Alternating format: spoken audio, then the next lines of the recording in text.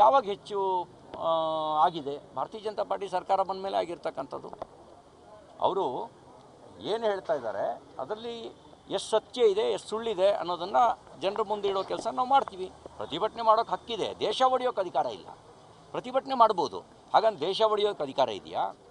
ದೇಶ ಒಡಿತೀವಿ ಅಂತ ಹೊರಟಂಥ ಜಿನ್ನಾನಿಗೆ ಇವರು ಬೆಂಬಲ ಕೊಟ್ಟರು ಕಾಂಗ್ರೆಸ್ನವರು. ಅದಾದ ನಂತರ ಸರ್ದಾರ್ ವಲ್ಲಭಾಯ್ ಪಟೇಲ್ ಅಂತವರು ದೇಶವನ್ನು ಒಗ್ಗೂಡಿಸಿದ್ರು. ರಜಾಕಾರ್ ಮನಸ್ಥಿತಿಯಲ್ಲಿ, ಹೈದರಾಬಾದ್ ನಿಜಾಮನ್ ಮನಸ್ಥಿತಿಯಲ್ಲಿ ಡಿ ಕೆ ಶಿವಕುಮಾರ್ ಅವರು ವರ್ತಿಸಬಾರ್ದು, ಡಿ ಕೆ ಸುರೇಶ್ ಅವರು ವರ್ತಿಸಬಾರ್ದು. ಅಕಸ್ಮಾತ್ ಹಂಗೆ ವರ್ತಿಸಿದರೆ ನೀವು ನಿಜಾಮ ಅಲ್ಲ, ನಿಜಾಮನನ್ನೇ ಬಗ್ಗು ಬಡ್ದಂಥ ಸರ್ದಾರ್ ವಲ್ಲಭಾಯ್ ಪಟೇಲ್ ಥರದ ನೇತೃತ್ವ ಭಾಜಪ ಕೈನಲ್ಲಿದೆ. ಹಾಗಿದ್ದಾಗ ನಿಮ್ಮ ನಿಜಾಮಗಿರಿ ಇಲ್ಲಿ ನಡೆಯಲ್ಲ. ಯಾವಾಗ ಹೆಚ್ಚು ಆಗಿದೆ? ಭಾರತೀಯ ಜನತಾ ಪಾರ್ಟಿ ಸರ್ಕಾರ ಬಂದ ಮೇಲೆ ಆಗಿರ್ತಕ್ಕಂಥದ್ದು. ಅವರು ಏನು ಹೇಳ್ತಾ ಇದ್ದಾರೆ ಅದರಲ್ಲಿ ಎಷ್ಟು ಸತ್ಯ ಇದೆ, ಎಷ್ಟು ಸುಳ್ಳಿದೆ ಅನ್ನೋದನ್ನು ಜನರ ಮುಂದೆ ಇಡೋ ಕೆಲಸ ನಾವು ಮಾಡ್ತೀವಿ. ಪ್ರತಿಭಟನೆ ಮಾಡೋಕ್ಕೆ ಹಕ್ಕಿದೆ, ದೇಶ ಒಡೆಯೋಕ್ಕೆ ಅಧಿಕಾರ ಇಲ್ಲ. ಪ್ರತಿಭಟನೆ ಮಾಡ್ಬೋದು, ಹಾಗಂತ ದೇಶ ಒಡೆಯೋಕ್ಕೆ ಅಧಿಕಾರ ಇದೆಯಾ?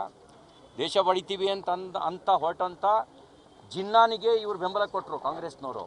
ಅದಾದ ನಂತರ ಸರ್ದಾರ್ ವಲ್ಲಭಾಯ್ ಪಟೇಲ್ ಅಂತವರು ದೇಶವನ್ನು ಒಗ್ಗೂಡಿಸಿದ್ರು. ರಜಾಕಾರ್ ಮನಸ್ಥಿತಿಯಲ್ಲಿ, ಹೈದರಾಬಾದ್ ನಿಜಾಮನ್ ಮನಸ್ಥಿತಿಯಲ್ಲಿ ಡಿ ಕೆ ಶಿವಕುಮಾರ್ ಅವರು ವರ್ತಿಸಬಾರ್ದು, ಡಿ ಕೆ ಸುರೇಶ್ ಅವರು ವರ್ತಿಸಬಾರ್ದು. ಅಕಸ್ಮಾತ್ ಹಂಗೆ ವರ್ತಿಸಿದರೆ ನೀವು ನಿಜಾಮ ಅಲ್ಲ, ನಿಜಾಮನನ್ನೇ ಬಗ್ಗು ಬಡ್ದಂಥ ಸರ್ದಾರ್ ವಲ್ಲಭಾಯ್ ಪಟೇಲ್ ಥರದ ನೇತೃತ್ವ ಭಾಜಪ ಕೈನಲ್ಲಿದೆ. ಹಾಗಿದ್ದಾಗ ನಿಮ್ಮ ನಿಜಾಮಗಿರಿ ಇಲ್ಲಿ ನಡೆಯಲ್ಲ.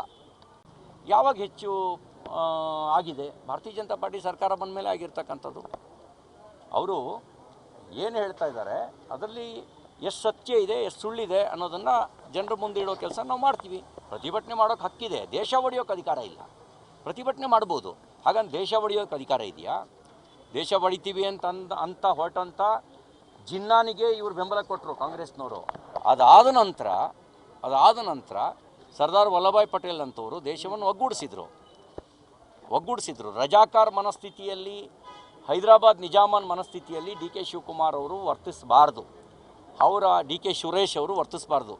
ಅಕಸ್ಮಾತ್ ಹಂಗೆ ವರ್ತಿಸಿದರೆ ನೀವು ನಿಜಾಮ ಅಲ್ಲ, ನಿಜಾಮನನ್ನೇ ಬಗ್ಗು ಬಡ್ದಂಥ ಸರ್ದಾರ್ ವಲ್ಲಭಾಯ್ ಪಟೇಲ್ ಥರದ ನೇತೃತ್ವ ಭಾಜಪ ಕೈನಲ್ಲಿದೆ.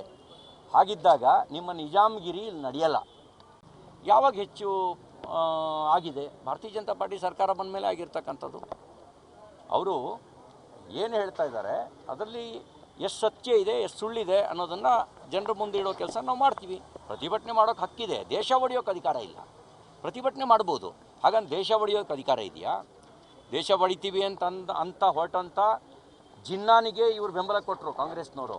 ಅದಾದ ನಂತರ ಸರ್ದಾರ್ ವಲ್ಲಭಾಯ್ ಪಟೇಲ್ ಅಂತವರು ದೇಶವನ್ನು ಒಗ್ಗೂಡಿಸಿದ್ರು. ರಜಾಕಾರ್ ಮನಸ್ಥಿತಿಯಲ್ಲಿ, ಹೈದರಾಬಾದ್ ನಿಜಾಮನ್ ಮನಸ್ಥಿತಿಯಲ್ಲಿ ಡಿ ಕೆ ಶಿವಕುಮಾರ್ ಅವರು ವರ್ತಿಸಬಾರ್ದು, ಡಿ ಕೆ ಸುರೇಶ್ ಅವರು ವರ್ತಿಸಬಾರ್ದು. ಅಕಸ್ಮಾತ್ ಹಂಗೆ ವರ್ತಿಸಿದರೆ ನೀವು ನಿಜಾಮ ಅಲ್ಲ, ನಿಜಾಮನನ್ನೇ ಬಗ್ಗು ಬಡ್ದಂಥ ಸರ್ದಾರ್ ವಲ್ಲಭಾಯ್ ಪಟೇಲ್ ಥರದ ನೇತೃತ್ವ ಭಾಜಪ ಕೈನಲ್ಲಿದೆ. ಹಾಗಿದ್ದಾಗ ನಿಮ್ಮ ನಿಜಾಮಗಿರಿ ಇಲ್ಲಿ ನಡೆಯಲ್ಲ.